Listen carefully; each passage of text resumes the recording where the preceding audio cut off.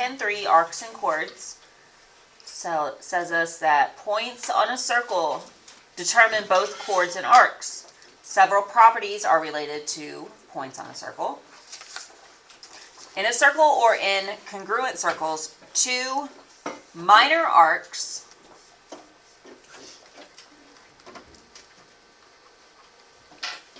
are congruent, which I'm just going to use that symbol, if and only if their corresponding chords are congruent.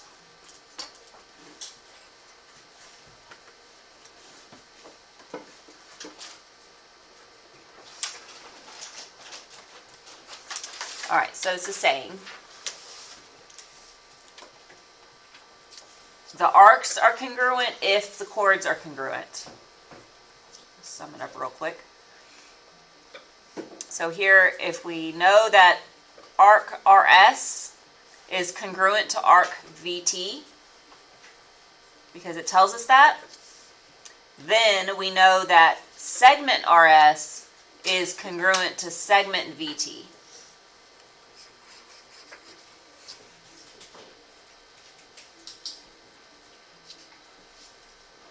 All right. That is the concept for this side of the paper. In the first example, it says in circle K, arc AB is congruent to arc CD, and find the length of segment AB. There should be a little line above that AB in order for this to be truly correct, so that we know it's a segment.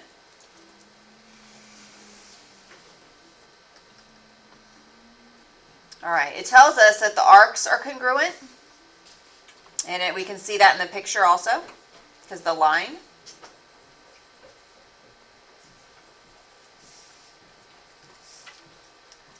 So we know that these two are congruent, and if they are congruent, then we know that the chords connecting the two sides of the arc are also congruent to each other. And then we can set up an equation. So segment CD is equal to, or congruent to, segment AB. Because the arcs are congruent, the segments are congruent. So 2x plus 3 equals 8x, because that's the values assigned to those chords. And then we solve for x. So I'm going to subtract 2x. 3 equals 6x. And then divide by 6. So x equals half. It doesn't tell me to find x though. It says to find the length of segment AB.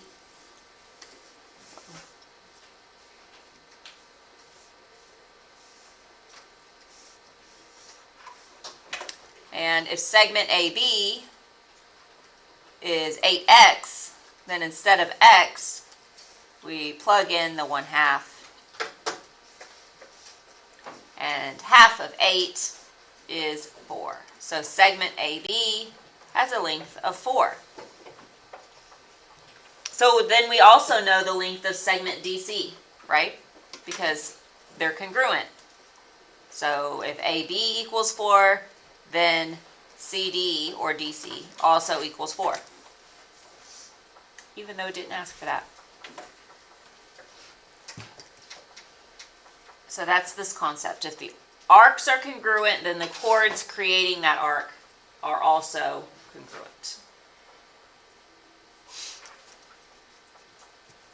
All right, so number 1 is the same as your number 1.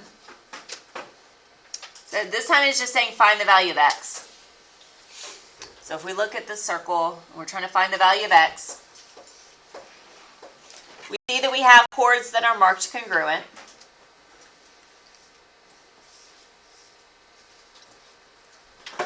So RS is congruent to TS because they are both marked with a single line. And if those chords are congruent, that means the arcs created by those chords are also going to be congruent to each other.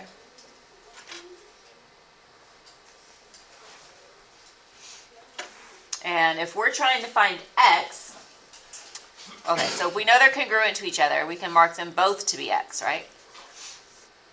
They're both x degrees, whatever x is. And we're dealing with a circle. We know circles are 360 degrees, but there's this one section that we don't care about right here. And we know it's that section 64 degrees. So if we know a circle is 360 degrees and there's only one part that we don't care about, then we're just going to subtract it away. So subtract 64. And that gives us 296. So now we have 296 degrees. So what you have to think about it. What is 296 degrees? All of the circle except for the 64. And we have two arcs there, even though it looks like just a single green line. We want it split into two arcs. Each one of those arcs is x. So what we're saying here is that 2x equals 296 degrees. So if we divide by 2, then we find out that x equals 148 degrees.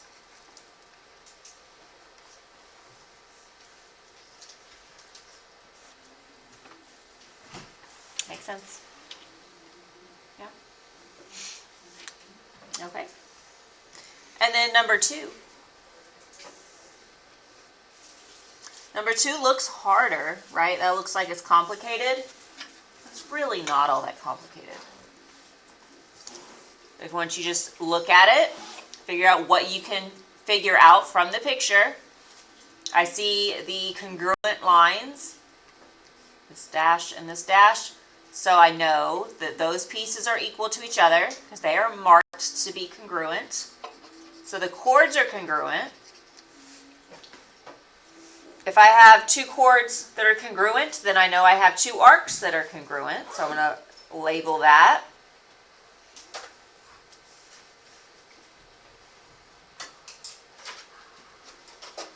All right, now I have two arcs labeled that are congruent. If this one is 116, and by definition of congruent, this one is also 116 degrees.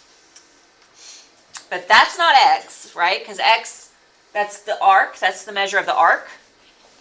I'm asked for the measure for x. X is not on the outside, so it's not an arc. It's an angle, right? It's inside. It's a central angle, and that goes back to 10-2, notes 10-2, a central angle, right? Because this vertex of the angle is in the center of the circle. But we also know that the central angle is equal to the measure of its arc. So even though that 116 degrees is on the outside, I know that x is the same. So x equals 116 degrees.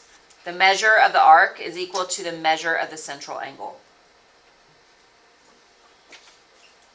So we didn't even have to calculate anything there. Just know the properties. All right, I skipped number 3 on your paper because I thought it looked real easy. And 4 and 5, so I just went to 6. On your paper, it's number 6. Oh, no, I didn't skip number 3. It's there. We'll do it. So this is pretty basic. Those 4s are supposed to be the length of the chord. So I have chord JK has a length of 4. Chord LM has a length of 4. So that means that these chords are congruent. If the chords are congruent, then the arcs of those chords are also, the minor arc of those chords are also congruent. So that means if the top one, if arc JK is 82 degrees, then arc LM is also 82 degrees. So x equals 82 degrees.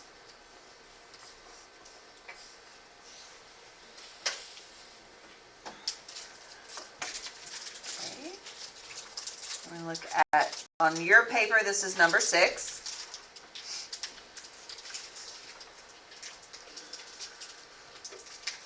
Same concept again, except for it's the reverse.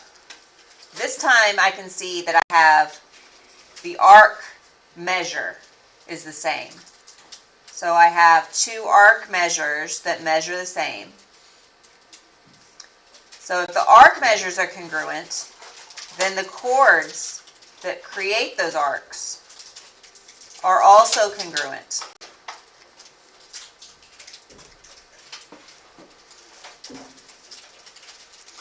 So that means that 2x plus 1 is equal to 5x minus 5.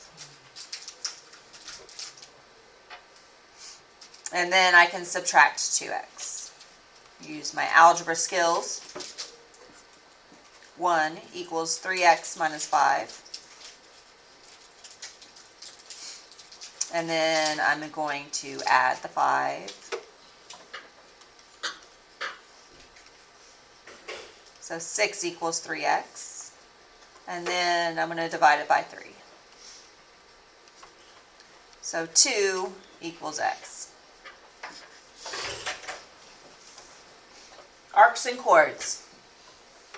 The measure, if the measure of the arcs are congruent, then the chords that connect them are congruent in length. And then the last one is your number 9. Here, this tells me that circle V is congruent to circle W. If it says the circles are congruent, that means that everything about them are congruent to each other. They're just not facing exactly the same orientation. But I can tell by looking at it, because I know the circles are congruent, that this chord TU, because it's just to the upper left, I will just call it to the left of the center, is congruent to chord YZ because that's also to the left of the center. It's just tilted a little bit. But since the circles are congruent, everything about them is congruent. So this is congruent to this.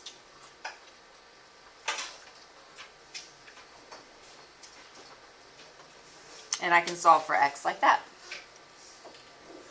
So 9x minus 78 equals 3x. Now when using the algebra to solve this one, I am going to choose to subtract 9x. Even though I'm getting a negative x, it's okay. Don't be scared of a negative number.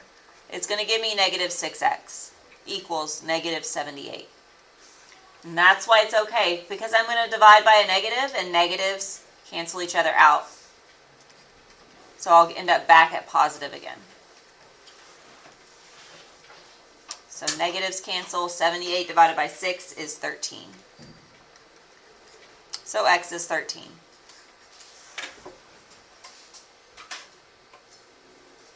And if you weren't sure about this one when you were setting it up, you could verify that the degrees are the same.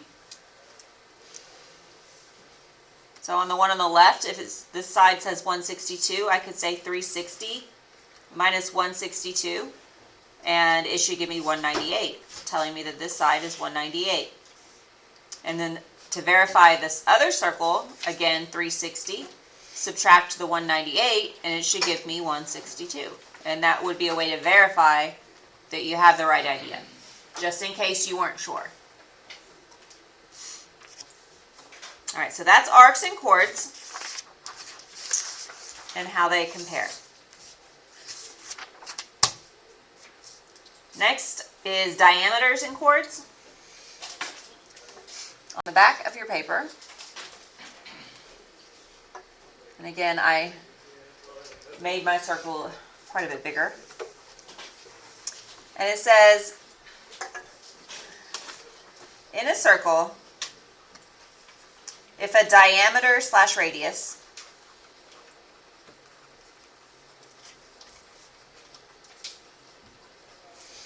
is perpendicular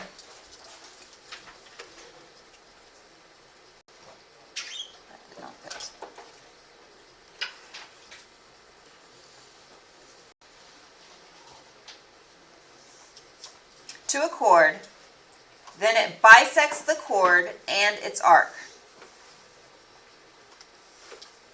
So if perpendicular it bisects the chord and its arc. And bisect, we know bisect means cut exactly in half. So in the picture, I have the diameter and it meets the chord at 90 degrees. So it's perpendicular. So if it's perpendicular, I know that the chord now has been bisected, cut in half. But it has to be perpendicular.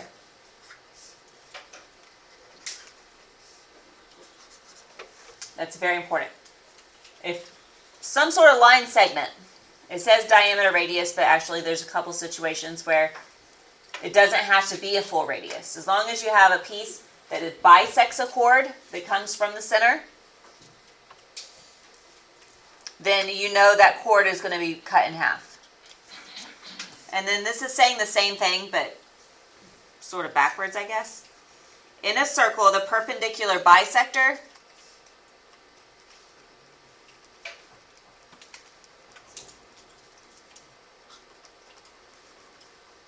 of a chord is the diameter or radius. So these are really just saying the same thing.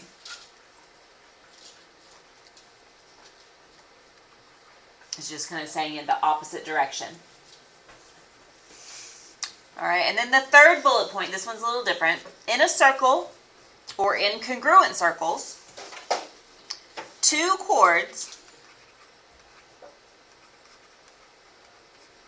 are congruent if and only if they are equidistant from the center.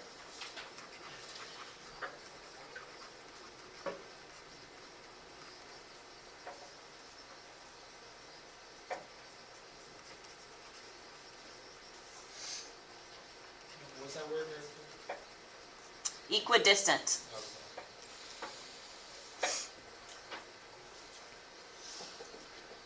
What's that mean? Equidistant means the same distance. Okay. Equal distance. So what that is telling us is if the two chords are congruent if and only if they are equidistant from the center. So it's telling us that we know that chord AB is congruent to chord RS if they are equidistant from the center. So that's length.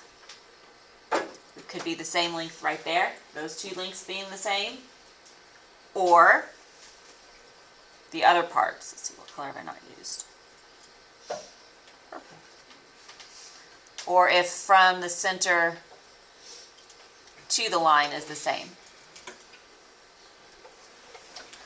Depending on what you have for the problem. It could be that this piece is the same length as this piece. So that means the chord is the same distance from the center. Or if this section is the same length as this section, it means it's the same length distance from the outside. Therefore, the chords would be the same distance from the center. So either one of those, you could have either piece of information and get to the same conclusion.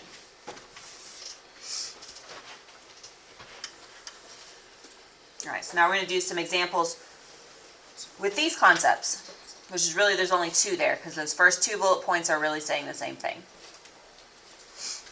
All right, so in this circle, we have that CD is perpendicular to OE.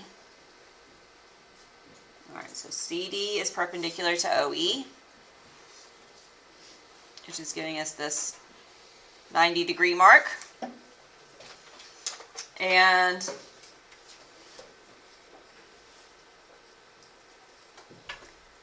what we got from the first two bullet points above is that if that segment that comes out of the middle meets at 90 degrees to a chord, it cuts the chord in half. So I know this chord is bisected because it meets at 90 degrees.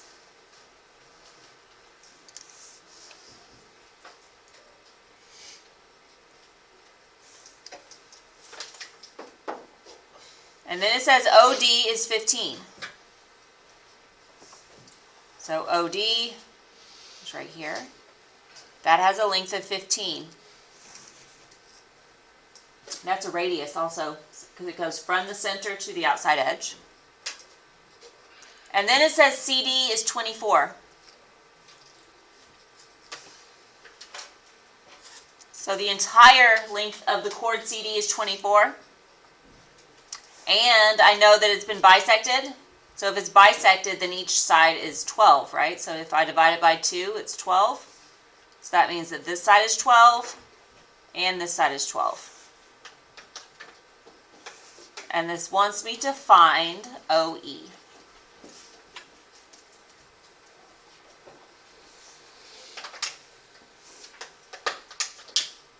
All right, so you can see OE is not the full radius because it does not go past the chord. So it's not 15. The radius is 15. But you can also see there's a right triangle there. So we're going to use right triangle Pythagorean theorem. It doesn't matter which one you call A and which one you call B, but it does matter which one you call C. C has to be the longest part of the triangle, so in this case it's going to be the 15.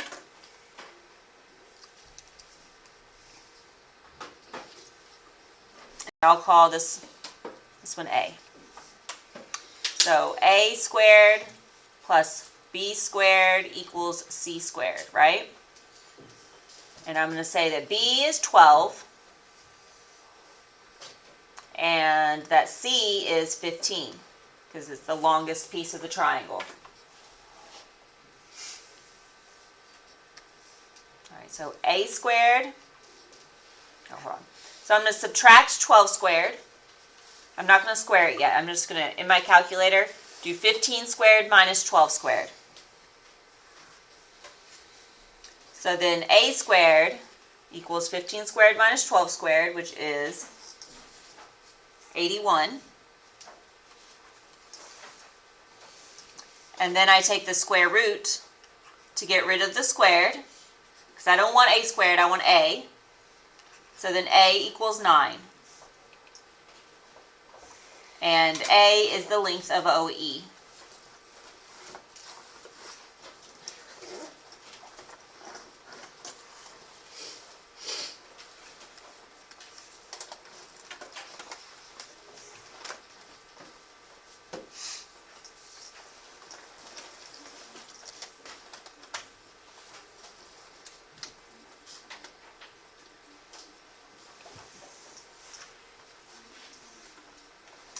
Okay, so then on the next part, it says that in circle P, so again, I made the circle because that was a tiny circle on your notes page. I had to make it a lot bigger so we could see what we're doing. It says the radius is 13. So the radius, let's see, where's the radius? That radius right there, I can see that QP is a radius. I can see that. But I'm going to go ahead and, as I can tell, I'm going to be labeling a lot of stuff. I'm just going to draw another radius. I'm going to draw a radius right here, just so I have space inside to label other things that I might be labeling. Because it doesn't matter where you put the radius, it's 13. So the radius is 13. I'm told that right here. And RS is 24. RS is the chord.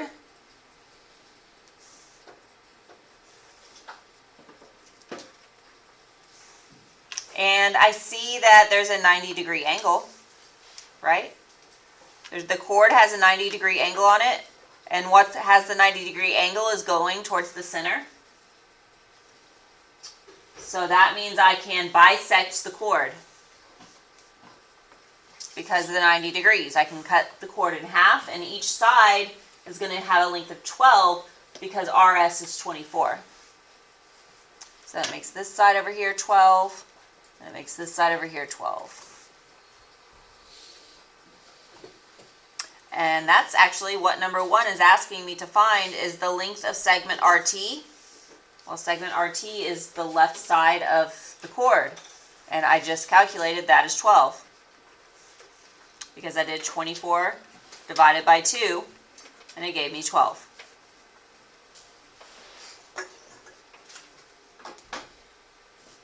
Okay, so then it says find PT.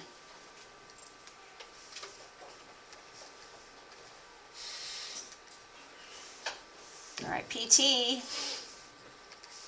is that part. It's very small, right? You all see PT? I highlighted it in blue right there in the light blue. Is from the cord to the center. From the cord to the center.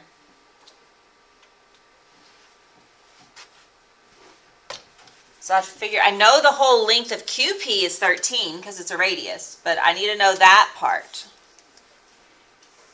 So I can use, move this 12 out of the way. Put it on the side. I can use the Pythagorean theorem to figure out what that is. So I'm going to put my x right there. That's what I'm trying to find, is that length, x. So if I take that radius of 13 that I labeled, but I didn't really know where to put it, and I connect it to R from the center, now I have a right triangle again.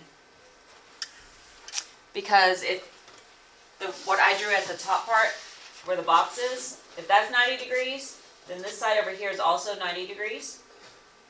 So I have a little right triangle right there.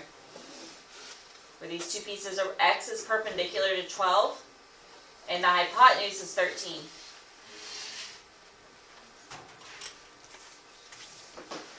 And then I can find out what x is. X is PT, so x squared plus 12 squared equals 13 squared.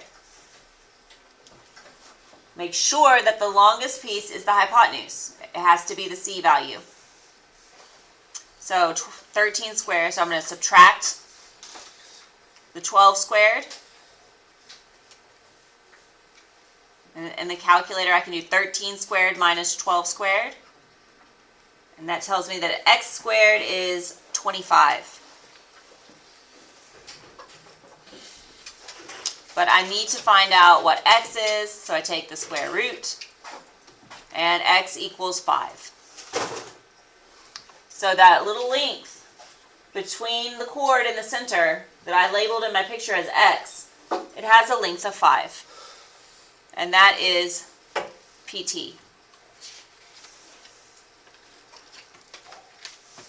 And now it asks me for TQ. The length of TQ. So if I look at TQ, it's right here. I know QP has a length of 13. And then TP, which T is here, TP has a length of 5. So then what would be this length?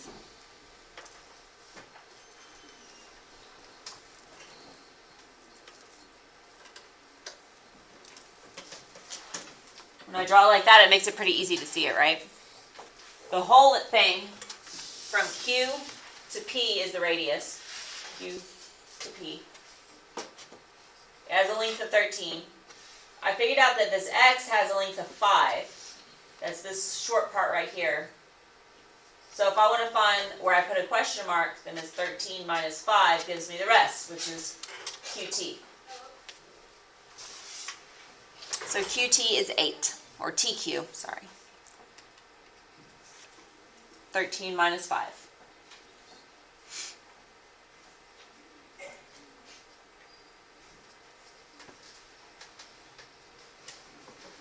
All right, I'm going to do one more example, the last one,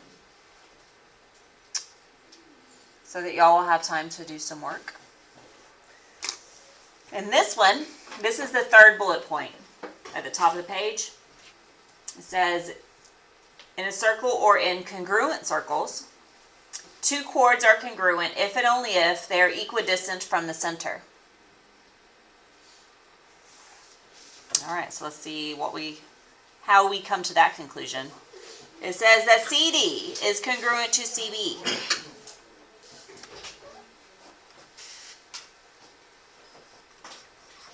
All right, so here's CD. And here's CB. And they're congruent. And then I have GQ is X plus 5. So GQ is X plus 5. And EQ is 3X minus 6.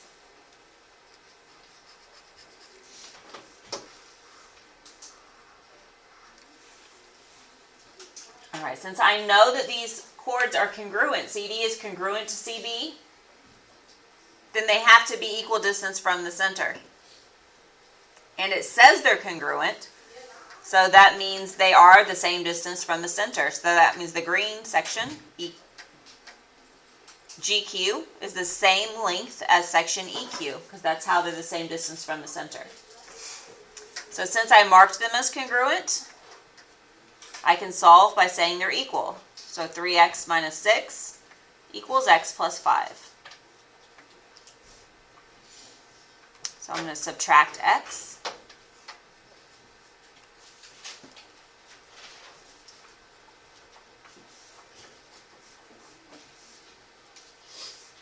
And then add 6.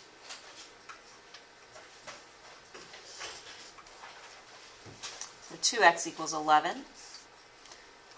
Divided by 2. And x equals 5.5.